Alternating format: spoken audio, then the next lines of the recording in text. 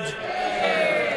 Thank you, Mr. Speaker. It's a pleasure to follow the Minister for the Cabinet Office, and let me say to him, 35 minutes, it was a valiant attempt to defend the indefensible. Mr. Speaker, I congratulate the Honourable Member for Islington North for securing this necessary debate.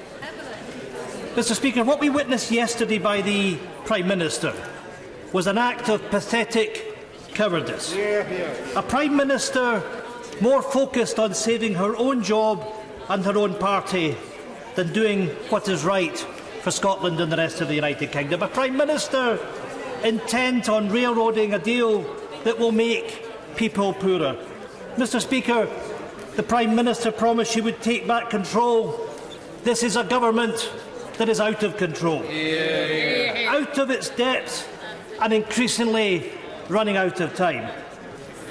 Back in 2014, Scotland was promised the strength and security of the United Kingdom, but instead we've been treated with contempt, left with a Westminster government in chaos and crisis. The Prime Minister promised an equal partnership, but instead she has silenced and sidelined the will of the Scottish people, the Scottish Government and the Scottish Parliament. Last week, this government was found to be in contempt of Parliament. Yesterday, the Prime Minister proved her government has no respect for members of this place and continued to show Parliament utter contempt as she pulled the meaningful vote from beneath her feet. And why, Mr. Speaker? This Prime Minister has denied this Parliament the right to debate and vote on her deal because she knows what we knew weeks ago. Her deal is dead in the water. It is a non-starter. Mr. Speaker, the Prime Minister has lost the confidence of her own benches. Today, we should have voted on the Government's motion, voting down the Prime Minister's deal and signalling that this House has no appetite for it. That would have allowed Parliament to move on and to bring forward alternatives, to make the point that there are alternatives to the Prime Minister's plans, to make the point that we could stay in the European Union, particularly given that in all the scenarios shown by the UK Government's own analysis, we will always be worse off with Brexit. Instead, we have a Prime Minister that has shown contempt to Parliament. Our rights to vote down her plans removed at the whim of the Prime Minister. Where is the parliamentary democracy we hear about? The decision that Parliament voted for to have a meaningful vote withdrawn at the say-so of the Prime Minister. Mr. Speaker, we do not live in a dictatorship. Mr. Speaker, I thank the right honourable member for giving way. His constituents, like mine, Mr. Speaker, view these proceedings with amazed misunderstanding and shock. Surely, would the right honourable member agree with me that the failure to have the vote today and the continuing delay in getting a vote is dangerous for this institution and its standing, and let me go slightly further, and is dangerous for the proper working of democracy in the UK?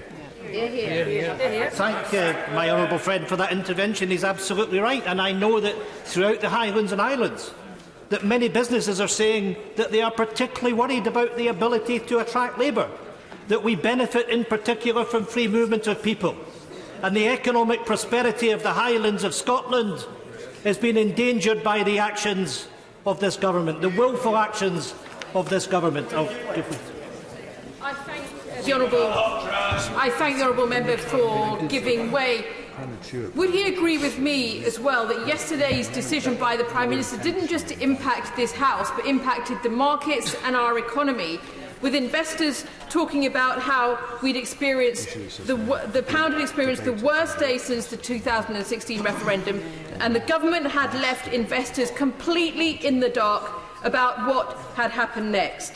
Indeed, others went on to say that the delay was kicking the can further down the road, and we would not be surprised if Brexit uncertainty, which we estimate has knocked 0.5 percentage points off growth since the referendum, starts to weigh more heavily on the economy. This we can take directly to the Prime Minister's door.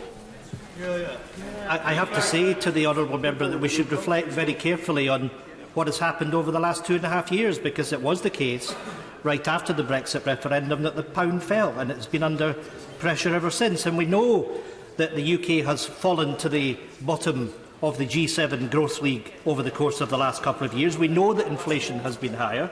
We know that there has been an impact on people's pockets. Households, on average, have already been £600 lower as a consequence.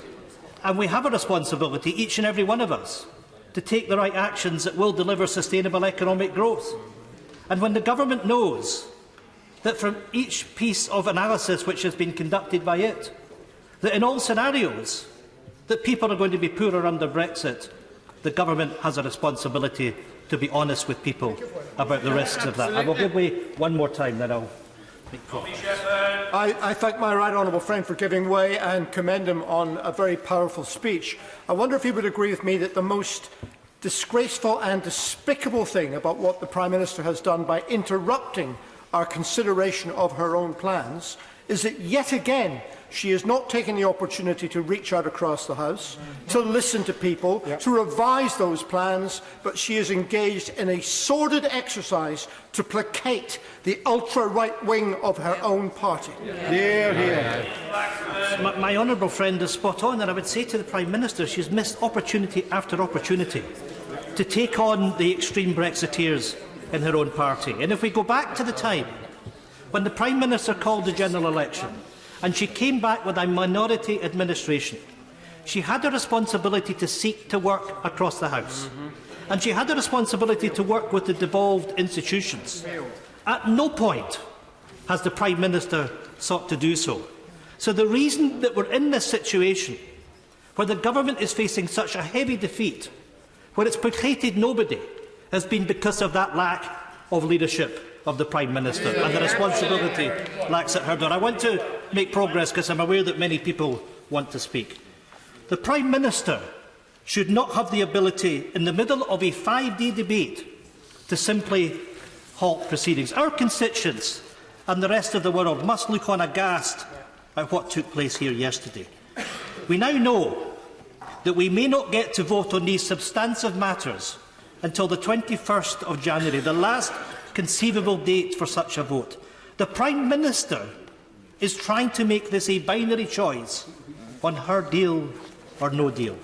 That is unacceptable, and this House cannot let that happen. The Prime Minister cannot succeed. The Prime Minister has committed a complete dereliction of duty.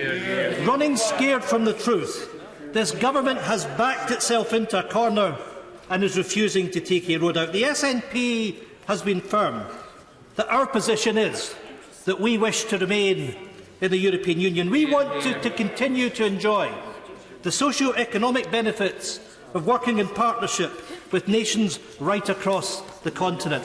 Whilst we respect that England and Wales voted to leave the European Union, we ask that the government respect that Scotland did not. Hear, hear. Mr. Speaker, it is now more notable than ever that this government doesn't care about respecting the will of the people of Scotland. The government doesn't care that £1,600 will be lost from the pockets of people across our country. It doesn't care about the 80,000 jobs that will be put at risk. Our businesses, farmers, fishermen put at a differential disadvantage.